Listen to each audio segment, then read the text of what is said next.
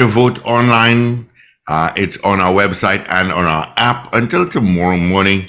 And of course, I'll give you the final results at that time. All right.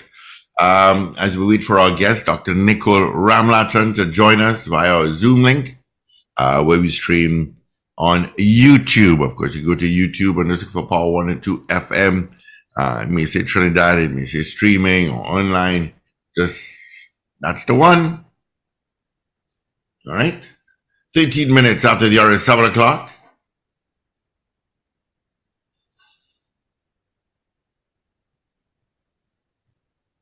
So we'll see how it goes. We have 10 days to go before that electoral college convenes, and I just hope there's no drama. Last time it convened was quite dramatic. It was a lot.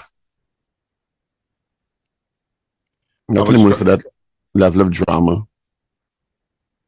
I'm sure it will be, fine. Oh God, they have all of these pictures of Kylie Maloney that just keeps breaking your heart. Yeah, it is really another tragic situation in this country, and I don't understand how those people are feeling this morning, knowing that you have killed a 6-year-old. So you get up and you have breakfast, you go, you scramble your eggs. And you think about it, she looks just like my niece. It's quite unfortunate. Yeah. And they're the same age. So I don't know. And then I'm sure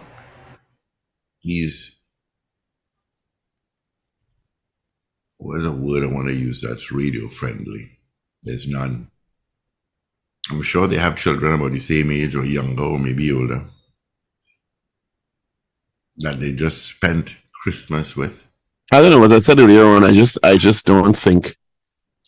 I think that the public wants to see the perpetrators brought to justice as quickly as possible. And then the next thing is, even if and when the police catch them and charge them, they're going to sit down and remand for the next 10 years. Which is the other tragic part of all this, because the family gets no sense of closure, because remand for 10 years, I mean, wow. So there's no guarantee that the trial will go through in a timely manner. And you feel that somebody may have been charged if we get to that stage, but then there's no conviction for somebody who took your child from you in a most heinous manner. And this is the third or fourth child to be killed in the last 12 months. Mm-hmm. We had the Malik Barataria shooting. Monsters among us. Monsters. It's just really, really unfortunate, because the bandits pull up and they just spray bullets indiscriminately. Not that criminals at that level care about anybody, but God, is it that you're that heartless? Yes. You're that hardened. You're that bent on revenge in your mind. You want that drug turf so badly that you don't care that you kill a 6-year-old child? Really? No, man. It can't be that. Recording in progress. There must be some humanity left in you. Must be some humanity left in you. I have to believe that there's some ounce of humanity left in you. No, yeah. It's yeah. But, you wonder how people can even think in that kind of way. Good morning, Dr. Ramlachan. Happy New Year to you. Looking gorgeous this morning. Yeah, everyone. How is everyone today? Look at you. Fine, thank you. Did you put on makeup for something, or that's just natural beauty? And I bathe and wash my hair. You wash your hair too? I should send the guys a pic in your blue and white from primary school. I don't think you have a pic of my blue and white from primary school. I think I have a pic, Yeah. That's threats of blackmail that will not work. Yeah, with you and your sister. Extortion. Actually, that's when I was cuter, so that probably wouldn't even work as blackmail. That would be reverse. You're not cute anymore. You're stunningly beautiful now. So. Oh. And again, you. How old is your daughter? Have I told you I love you, Richard? First, let's talk about me a little bit more, Steve. Oh, No. sorry. my daughter's Go ahead. my daughter's 8, and she wants desperately to come online, and I told her no way. She wants to be spotlighted, you know. That's all right. She can come on. She will have her time. She's a vaccinated, boosted child, so she's probably one of the few that have been double vaccinated and boosted in Trinidad. So we probably have to bring her on to talk about her experience at some point, because That'd be great. Her mother's there a are still scientist. there That's are why. still a lot of kids who are very nervous and scared, and parents who are very nervous and scared. And she's definitely an advocate for vaccination and immunization. So. Oh, good. At 8 years old, huh? Oh yeah, 100%. We went up to see a pediatrician earlier this year, and she voluntarily got the boosted. She told me that she needed to get her booster. She read that at 6 years old, she needed to get her boosters for her the multivalent ones that they give the kids, and we missed it because she was of course here for COVID. And we didn't really do any vaccinations with that for that period of time because of we weren't traveling and all of that. And she was like, "Mommy, we have to get my boosters. I'm overdue." And I was like, "Well, great. let's put you on that," because she knows her schedule and stuff. So she's very very much into healthcare and promoting. What did they say? Children get the intelligence on their mother. Yeah, I guess so. That's definitely it. Because it's not from the father, for sure. Wow, that's fired. Anyway, good morning. Happy New Year to you. I suppose that's a good place to start the issue of the bivalent vaccines. Yes. I know Moderna and Pfizer have them. Right. That would use some of the original and some of the Omicron, etc. Right. In terms of getting that vaccine to work more efficiently. Now, the Ministry of Health, of course, has now rolled out has rolled out at least on Fridays and Saturdays a vaccination drive for the influenza and for COVID, right. Using Johnson & Johnson and the Sinopharm. Should people be concerned that they're not bivalents but still take them anyway as boosters? Well, I mean, the point is that vaccination of any kind, as we have seen with the influenza vaccination rollouts that happen every single year, are going to be preventative and effective against preventing a certain percentage of infections, right? Especially in immunocompromised and people who don't readily produce their own antibodies for whatever reason, elderly, very, very young, and of course, people who are ill and immunocompromised for other reasons. The vaccination gives them that little boost.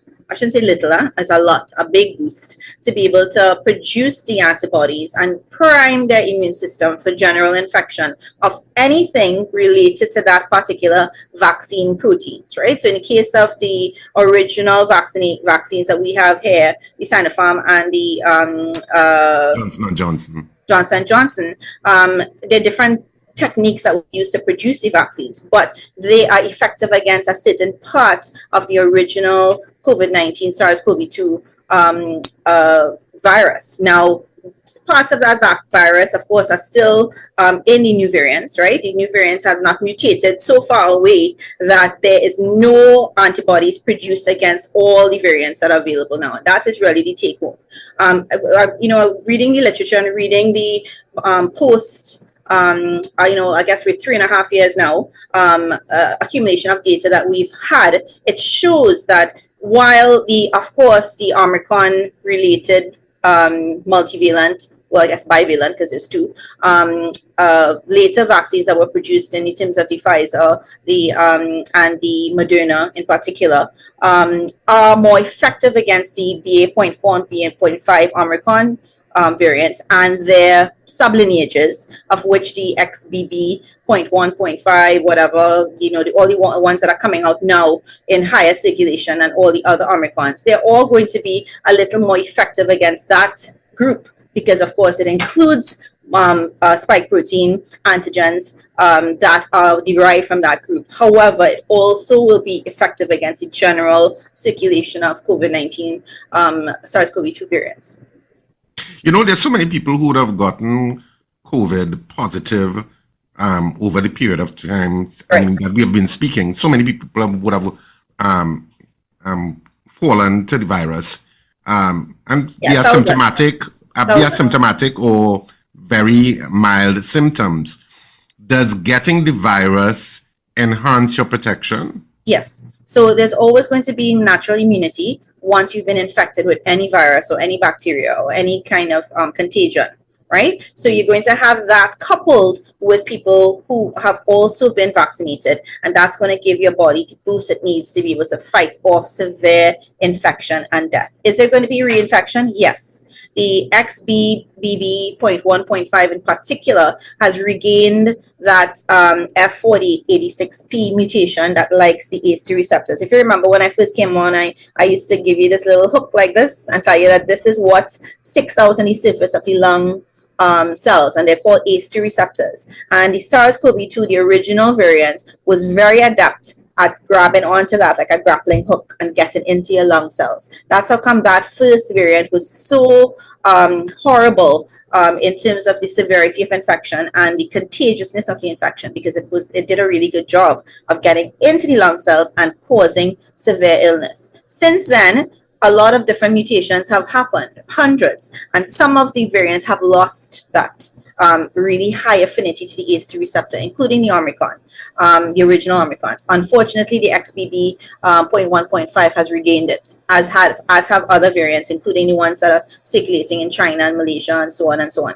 And that means that, what does that mean? It means it's more contagious, much more contagious than the previous variants, and much more infectious, right? So that means basically people who've had previous infections and have some degree of natural immunity are probably going to be reinfected again, especially with the occurrence of this XBB.1.5. So we're going to see a lot more reinfections. Now, does that translate necessarily to severe disease and death? No.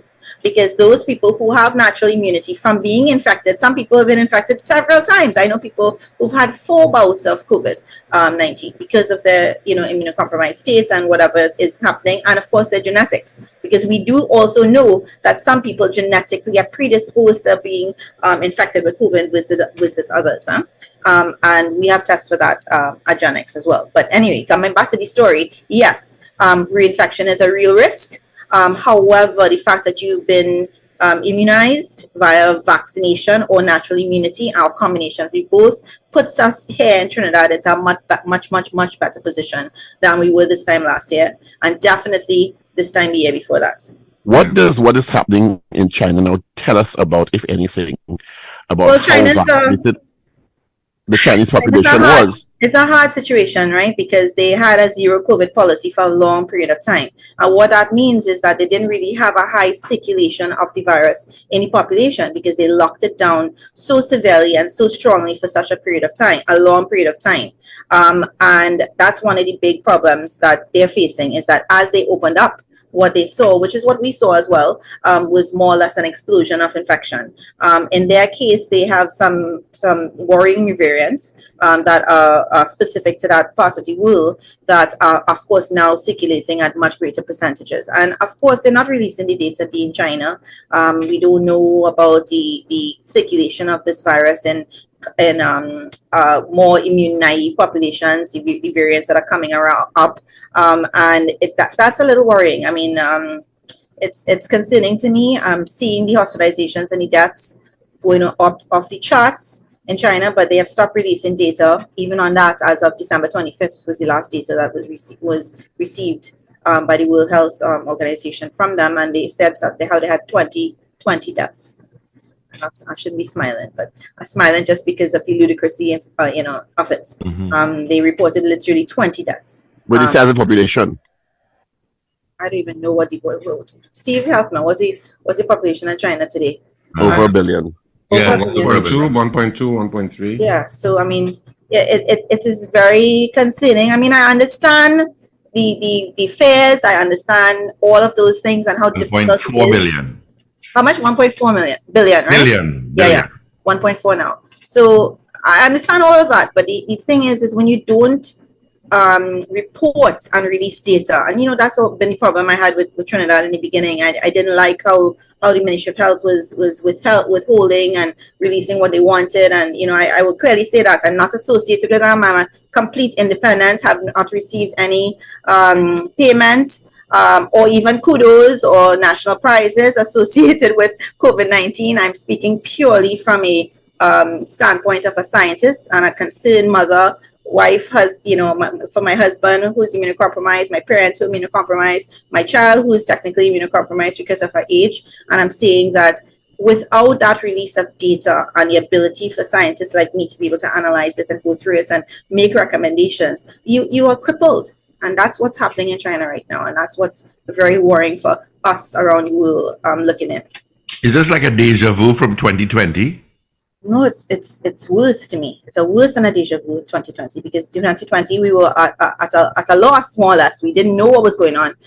We didn't understand the severe, when it would end, if you know what I mean. We didn't see the light in the tunnel. We didn't see that there was going to be vaccines within a year, which is fact. I mean, as I keep on saying over and over again, that is super, unheard of, right? And it's fascinating to me that billions of vaccines could be put into arms, and yet people are still, to this day, 3.5 years into this thing, saying vaccines are useless.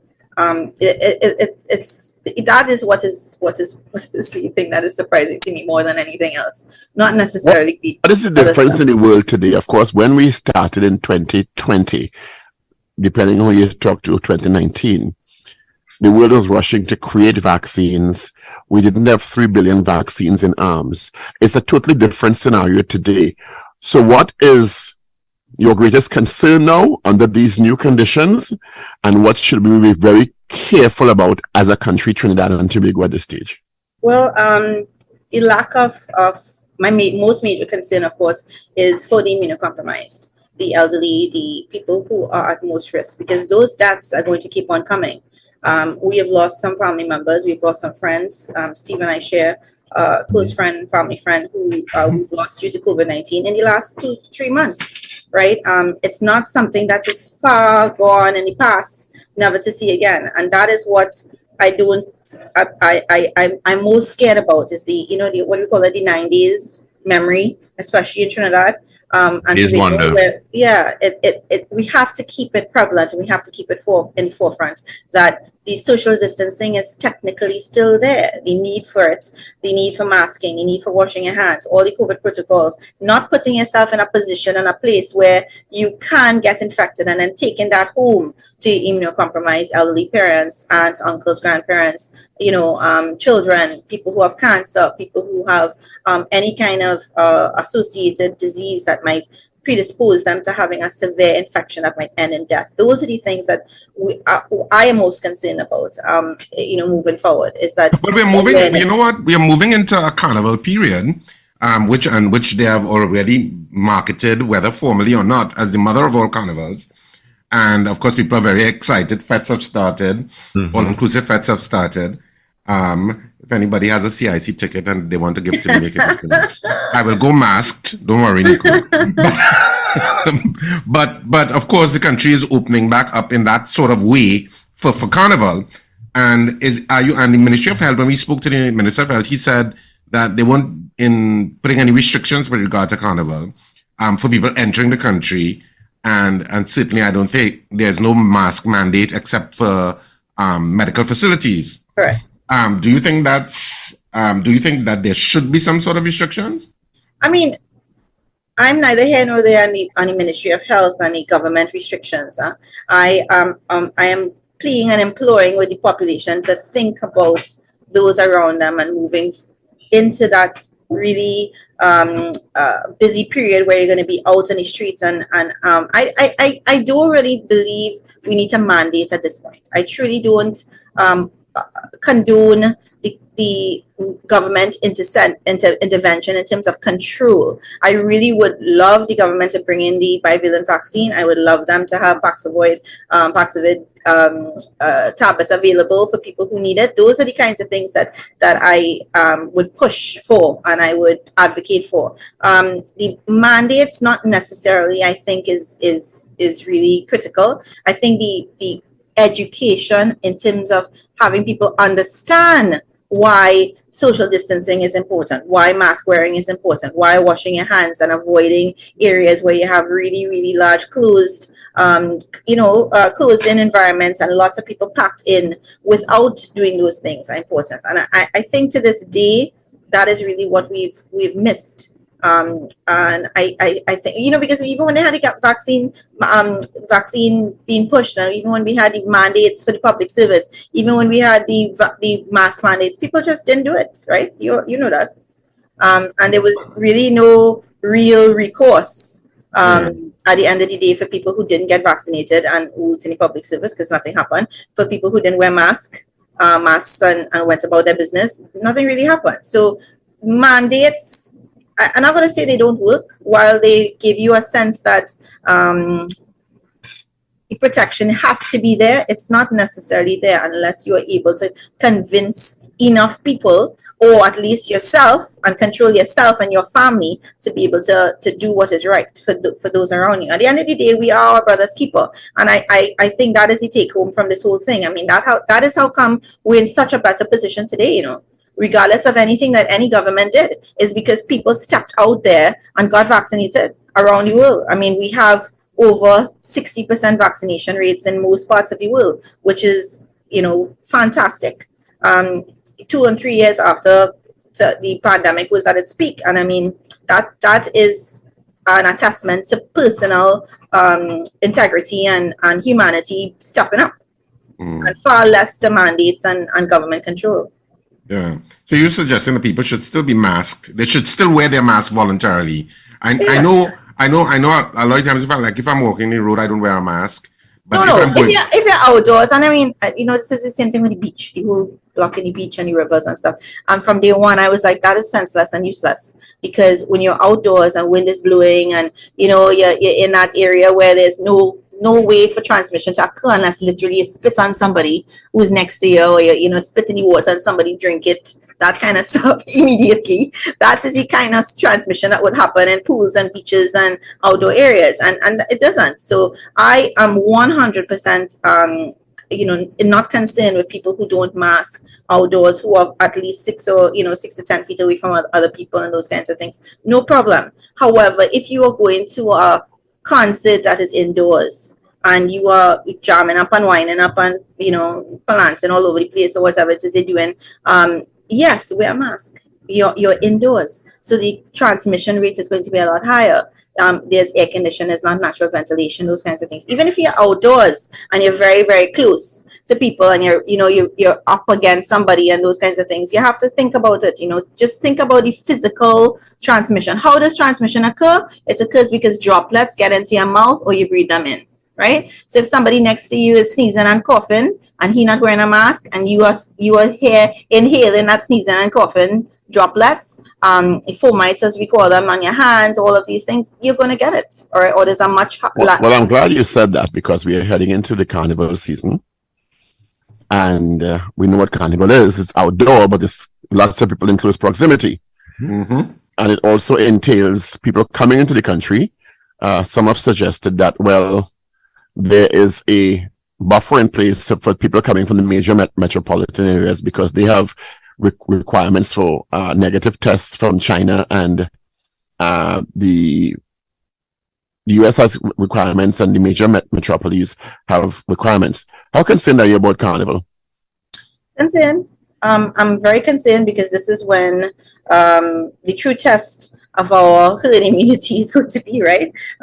We think we have a good level. We think we've had, enough natural immunity and reinfections, creating more natural immunity with all the different ones coming up to this new circulating variant.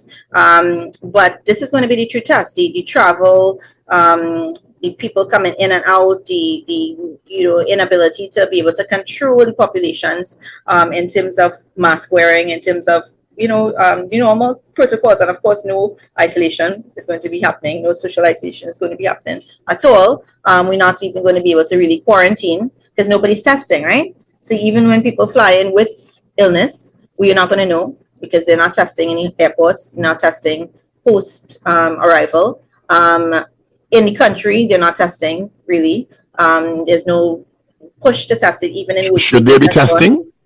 Of course, I always condone testing. I mean, that's how you know, right? But I mean, again, you really can't mandate testing, right? Yeah, it has to be in a position where people voluntarily get tested. Now, a lot of the antigen I'm kits. talking about from the state perspective. In your professional opinion, should the state be testing people even randomly coming into the country? Random, yes. I still believe that they need to be right because that's how we get our data, right? If you don't test anybody, how are you going to get any data? You understand? You can't say nobody flying into Trinidad has ever had COVID-19 during the Carnival period, which is what they did in 2020, right? Because they weren't tested, right? So they were very happy to say we have no infections and we have no COVID-19, and they run Carnival like normal in 2020 because, of course, nobody tested. So you can't say they had anything because nobody was tested. You understand? So I really believe a lot of countries have been doing that. You know, they've been doing what they call spot checks. A lot of them have stopped, but a lot of them are still doing it, especially in Asia now with the influx from China. They're of course selecting, and then people saying how they're discriminating because they're selecting where you're coming from, what countries you're coming from, and then checking those people and those kinds of things. And I believe that there is a place for it, and I think once you see an increase in cases, it's justified. I think you need to say, okay, out of every 500 people who come in, we'll test 10.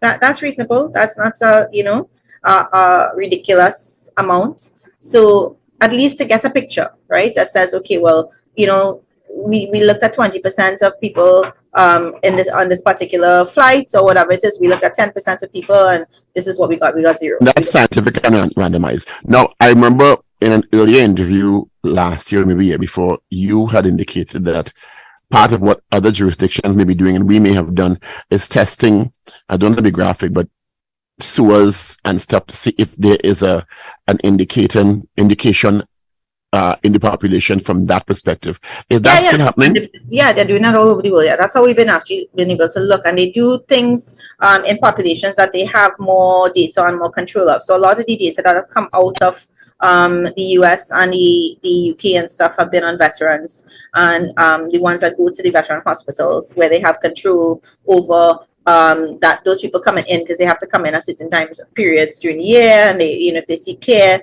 they're able to actually track them through the system. In places like Europe and Canada and some other places around the world, they do the sewage random checks as well, and that is very useful. And we do that for all pathogens, right? So that's how come we were able to actually find the polio.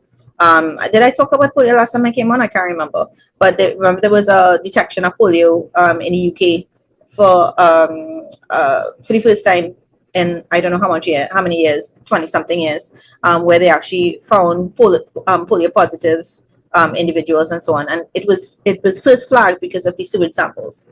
So yeah, it's something that we do epidemiologically worldwide, and that is something that we should probably do in Trinidad. We don't, but we should. The bivalent vaccines, I know you mentioned it, and that the state should probably be bringing them in. Are they available in the private sector, or they're not? It's only the state that's allowed to bring it in. Let me not comment on that. No.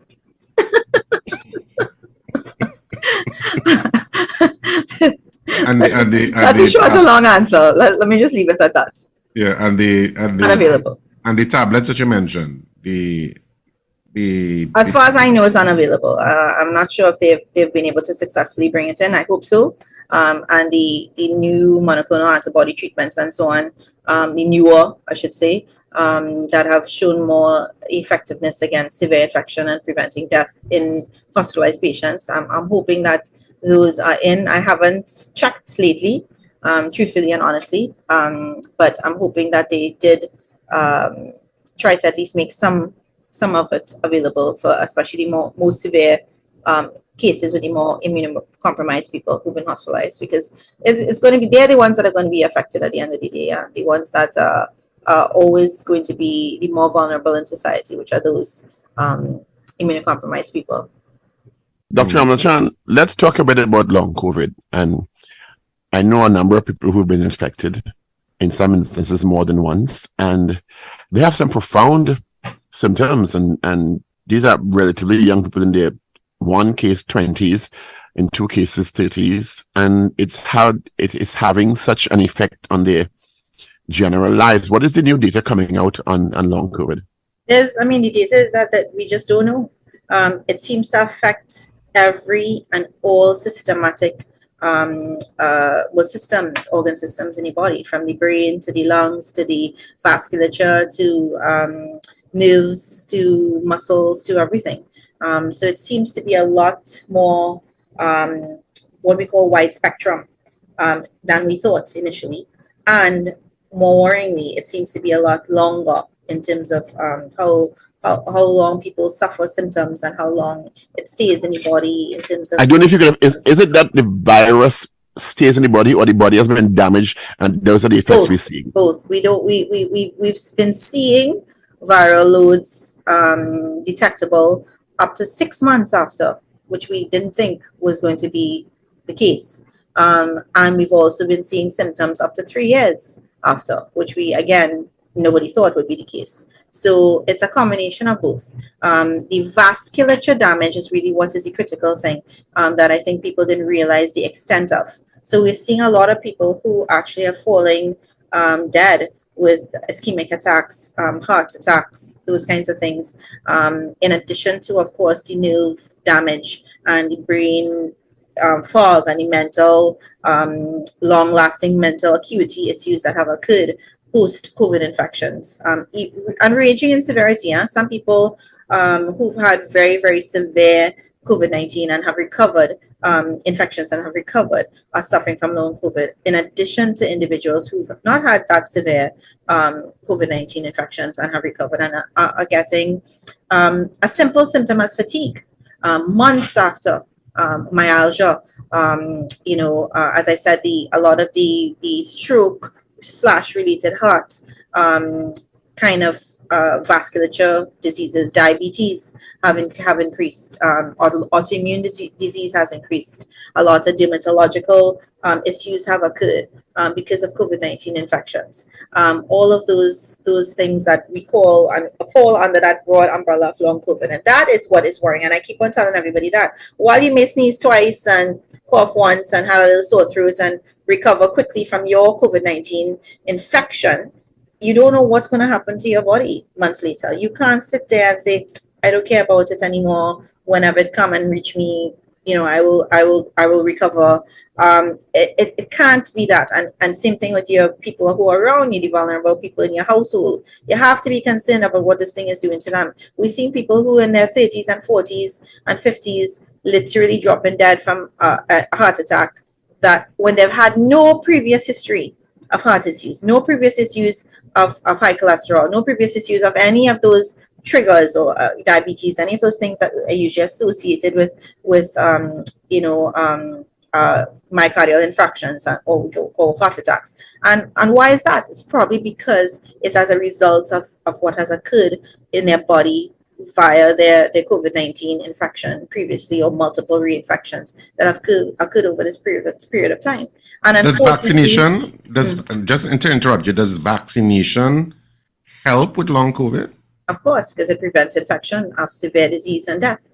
That is really, at the end of the day, what we're doing, and it gives you a boost to your immunity to be able to fight that infection. So the virus that comes in and is hooking into your ACE2 receptors and getting into your cells are prevented from doing that. So while, say 1 million might get in if you have nothing, if you have no antibodies, maybe 10,000 might get in.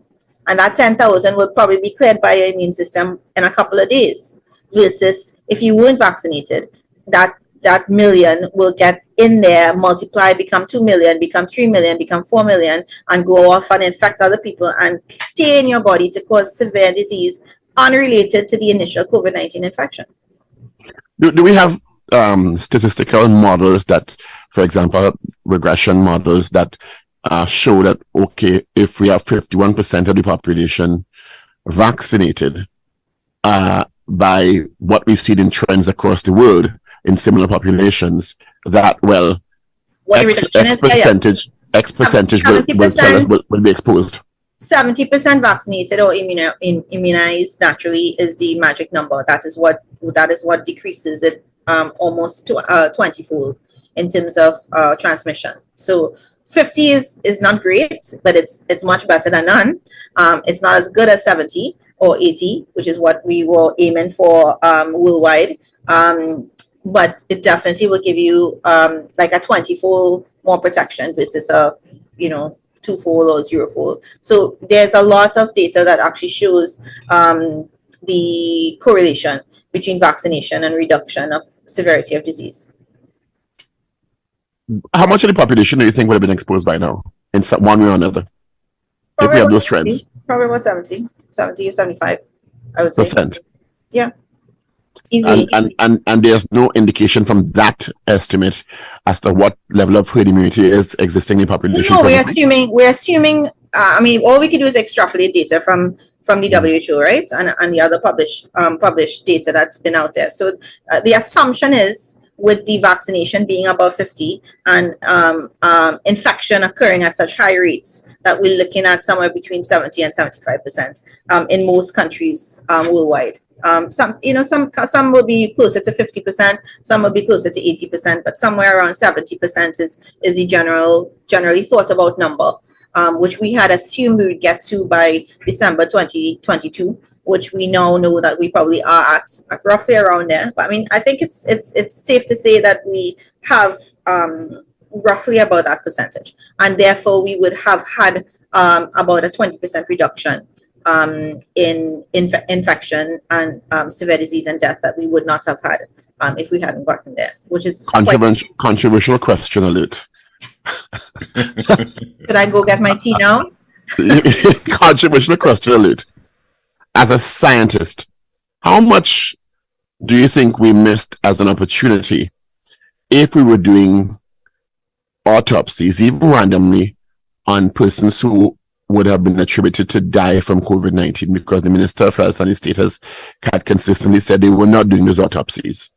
And I guess autopsies are a scientific exploration of what would have been the predetermining factors of persons dying. Even if you were infected with COVID, there were pre-existing conditions that you could make associations with as a scientist. No, there's a lot. Let's just put it this way. There's a lot in Trinidad that is normal practice that is not conducive to gathering of data, of course, and releasing that data to scientists and be able to produce viable evidence to generalize our mandates moving forward, so to speak, our medical mandates generally. And that's for everything. That's for people who die from heart attacks, that's for people who die from diabetes, that's for people who've affected in any kind of contagious disease. We just don't do them here. We don't really do the follow-up care, even when people have been released. We don't do the association research, and that's always a problem. We don't lack of data in Trinidad and Tobago, I would say, is one of the biggest issues that's hindering. Even in the academic sphere, the scientific sphere? Yeah, where do you think the scientists going to get the data from? Well, systems. We have public healthcare in Trinidad and Tobago. So unless the public healthcare system releases that data to the scientists, we're not going to get any data. So I can't go independently into a hospital and interview people and say, hey, tell me how much people died today from this. And it's not that you want names, confidentiality is protected. You want the data. No, and it just doesn't happen. Even with the COVID-19, even in that, that little daily thing that they used to release, they pick and choose what they're going to put. Selective information dissemination. Yeah, and you can't get it. Like even something like by age. Tell me how many people died of COVID-19 who are above 60. You can't get that. Right? It's pulling teeth. You might get the under 12 just because they are in a different part of the hospital, right? You might get the the selection is based on their grouping. It's not based on anything else other than what they do right now, and they're not changing that. Well, independent analysis of data may be problematic for narratives. Let me put it that way. It may be problematic for certain narratives. Problematic. It's impossible. It's not possible. Dr. Ramlachan, are you willing to take some calls? Our callers always like to interface with you. Sure. We have questions sometimes. Because I got a question from Oliver Manwarren. He's asking if someone had contracted the virus, can a detox help with getting rid of the remaining traces? You got that? Or you're Sorry. you're starting with the young one, the young scientist. Yes, my young scientist is requesting information. Sorry, Okay. just repeat for me again. Oliver is saying, if someone had contracted the virus, can a detox help with getting rid of the remaining traces? If someone has contracted the virus, I don't understand any question. Can a detox help with getting rid of remaining traces? No comment. Okay, so that means no, Oliver. I don't want to comment on natural detoxification and other kinds of things other than published data in terms of vaccines and drugs associated with COVID-19. I can comment on that. Of course, what you eat and how you live and the environment you put yourself in is going to affect how you recover from any kind of infection. I will say that. And vitamin A, vitamin C, vitamin D have all been known to assist with recovery, as well as zinc. That there's published data on that. Failing that, there's nothing really else I could really physically recommend other than, make sure that you hydrate and you vaccinate, of course, if you can, and eat properly and make sure you get your greens and those kinds of things that will actually be able to increase the flow of those kinds of things in your immune system. All right. So we are taking some calls. 222-8255, 612-8255, and toll-free North Americans, 866-525-1099. You know, Nicole, I'm seeing and it comes back to my first question. The Carnival in 2020 was on the 24th of February. Yes. And it seems to be in the same boat, deja vu 2 years ago. And the airport was closed on the 22nd of March. Correct. I'm seeing a complete deja vu again, especially with the lack of information coming out from China. Yeah. It's worrying.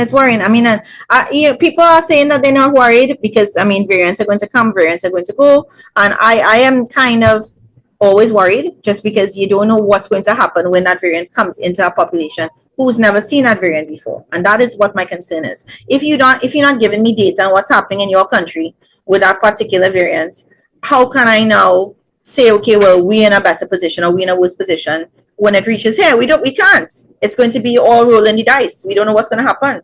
And we might hope, based on what we see from the XBB 0.1.5 and the other Omicrons variants, that it's not going to be bad or as worse as it was. I shouldn't say it's not going to be bad because a lot of people who've had it got very, very ill and some people have died. So I can't say that, but we're not going to be in a position where we have had the number of tests. You have to remember that last year at this time, we had, I think it was 40 deaths per million. 40 deaths, yeah, but it was crazy. The amount of deaths that we were collecting in Trinidad and Tobago. We were number one in this part of the world, if not the world. I think it's top 3 in the world for deaths per capita. And we cannot be in that position again. I can't say we don't want to. We cannot. We can't sustain it in our health services. We can't sustain it emotionally. We can't even sustain it in our morgues. Look what's happening in China now. Again, and we're going back to that point where the morgues are overloaded and they can't do funerals. People are getting 10-minute funerals. I saw an interview the other day on BBC with some families in China, and they were like, they literally got 10 minutes from the time that they were told that the body was there to the time that the body left. And that was it. And there was literally a lineup of people outside the door waiting to come in to have similar experiences. And we can't get to that position again. So yes, I am concerned. All right. Good morning, caller. Hi, good morning. It's Dr. Ramlachan. Yes. It is. All right. Hi. Morning, Dr. Ramlachan. Morning. Happy New Year. Right? Morning. Sorry. Happy New Year to you. And I love the fact that your daughter is an advocate like myself. I was one of those that took mine very early April. My first vaccine, I took my second, I took my booster. I had no problem. I still advocate for it.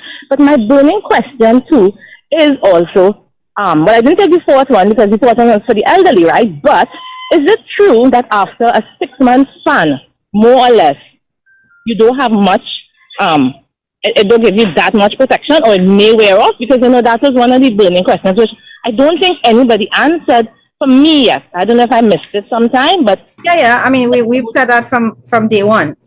Your immunity is going to wane. Thank you. COVID-19, like all coronaviruses, of which the cold virus is one, and you know people who have multiple cold infections during the course of the year, right? And has always had since the beginning of cold viruses coming in, right? And that's because our immunity against a particular virus will wane after a period of time. We thought we would be able to get a little more in terms of the length of immunity with what the initial vaccine study showed. However, it looks to be somewhere between 3 to 4 months for immunocompromised people and somewhere between 5 to 6 months for normal healthy people. That are either infection, natural infection, or vaccine immunization wanes after that period of time. So that's how come we pushed for the boosters last year, because we knew that the previous shots from the year before would have waned. At least, somewhere between 3 to 6 months in most people, and especially people over 50 and 60 and in people who are immunocompromised. So yeah, we know it wanes. It's been published, and that's the reason why we advocate for boosters. All right, we just have a minute again, Dr. Ramlachan. Anything you want to add before we wrap up this morning? Just, be careful. I always say balance, try to balance it. Nobody wants you to be locked up in your house. Nobody wants you to be socially isolated. Nobody wants you to avoid, life. We have to be able to have that happy medium where we are living, but we are able to protect the immunocompromised and the vulnerables around us, and including ourselves. We have to be able to understand that we need to stop that promotion of that virus spread via our behavior, and really it's our behavior is what's going to stop it at this point. It's nothing else. It's not the government can mandate from today till thy kingdom come, but unless individuals take that position that that they're going to be their own advocates and be able to help others and get vaccinated and get boosted. Come on. My daughter wants to say get vaccinated, right? Say hi, get vaccinated. Hi. That's what she's doing. Yeah. So I mean, it's one of those things that you have to just bite the bullets, just like how we get vaccines for our children before they go to school. Nobody wants to hear your child bawl and scream, as they get these shots from their doctors and whatever it is. But you have to be able to understand that it is for their betterment as well as the betterment of others around you. And I think as much as we complain about the naysayers and the misinformation pandemic and the people who are just going off about vaccines were created to end the world, and Bill Gates, I don't even know I can't even remember now, whoever it was, who was the one who was the mastermind behind evil, and let it go. Right, we've come through it. Most of us are lucky enough who are here to have survived it scot-free without any long-lasting symptoms. Those who have the long-lasting symptoms will be there to attest to you how severe this thing is, and people who have lost those around them they're very close to, like myself, will tell you that the death and the mortality rates are true and they're real. In some cases, they are underestimated as opposed to overestimated. So keep that in the forefront of your mind. Protect those around you and do the right thing, as with everything. And get your flu shot too. Get your pneumonia shots. Get everything that's available to protect yourself and your family. Well, if someone so this bad flu is going on, should they wait? No, don't wait. Don't wait. No, other countries give all the vaccines as one, and they don't wait.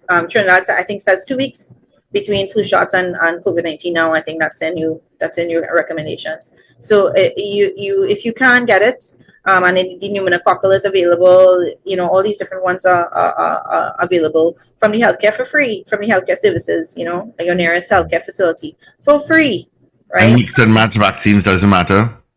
Mix and match doesn't matter at this point, because especially since if you've gotten your vaccine and your boosters more than 6 months ago, all that is moot now. It's like you're starting you're starting with more or less unaffected in terms of the vaccines. You might have vaccinated and antibody circulating. I'm vaccinated. I'm boosted. On October 11th, I got COVID. Right. So I'm in the process now to probably this weekend go and get the other boosted. Which one are you going to get, J&J? Probably. Yeah. And that's a good choice.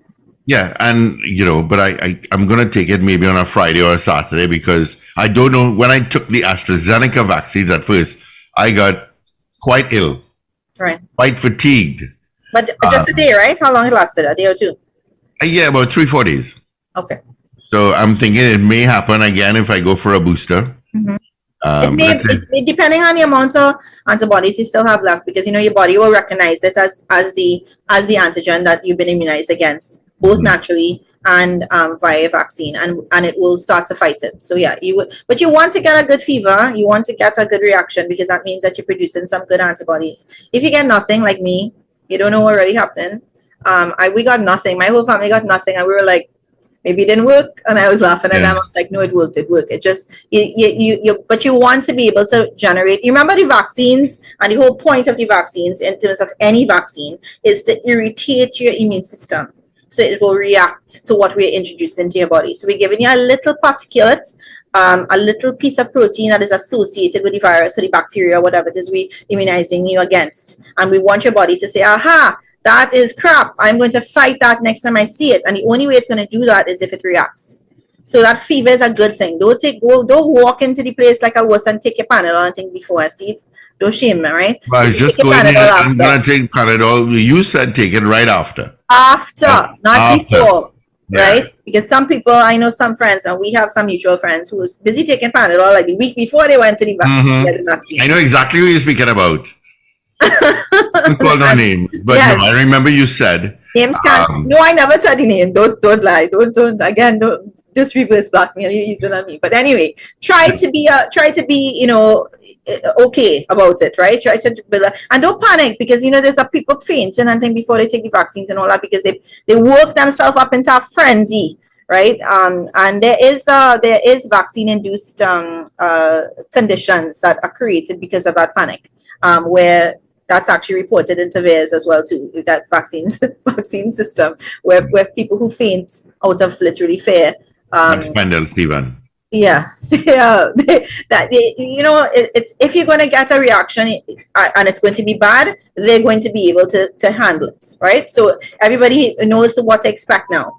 So once you tell them that, this is what's happening to me and I've been vaccinated, that's why you have to wait that 15 minutes, 30 minutes after vaccination to be able to leave, right? It's because we know what to expect, right? So it's not going to be something that people can't handle.